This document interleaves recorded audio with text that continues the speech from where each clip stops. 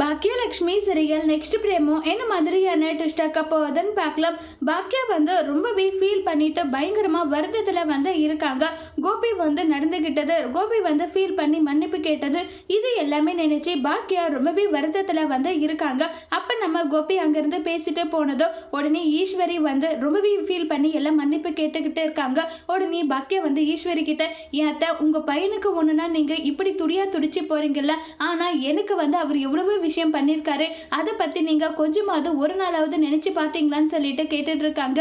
இல்ல பாக்கியா, அவன் பண்ணது தப்பு தான், நான் இல்ல நல்லா சொல்லலையே, அவன் தப்பு பண்ணும்போது கூட நான் உனக்காக தானே நின்று நல்லா சொல்லிட்டு பேசுறாங்க, அது எனக்கு நல்லாவே புரியுது. இருந்தாலுமே இப்ப அவனுடைய உடம்பு அந்த அளவுக்கு சரியில்லாம இருக்கு. அப்படிப்பட்ட நேரத்துல அவனை எடுத்துட்டு போயிட்டு ஜெயில உட்கார வச்சா என் புருஷன் தான் என்னை விட்டு போயிட்டாரு, என் பையனாவது என் கூட இருக்கணும்னு ஆசைப்பட்டேன், அதனாலதான் இப்படி கேட்டேன். நான் சுயநலமா இருந்தா நீ அந்த ஸ்தானத்துல இருந்தா உனக்கு அந்த வலி வேதனை என்னன்றது உனக்கு புரியும் பாக்கியான்னு சொல்லிட்டு ஈஸ்வரி அங்கிருந்து போறாங்க.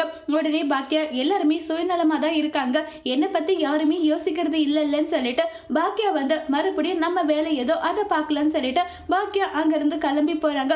கோபி பயங்கர குற்ற உணர்ச்சியில இருக்காங்க. பாக்கிய கிட்ட நம்ம நடந்துகிட்டோம், பாக்கியா இப்படி நம்மளை அடிச்சுட்டாலேன்னு சொல்லிட்டு ரொம்பவே வருத்தத்துல இருக்காங்க. அதோட இந்த பிரமவை முடிச்சிருக்காங்க.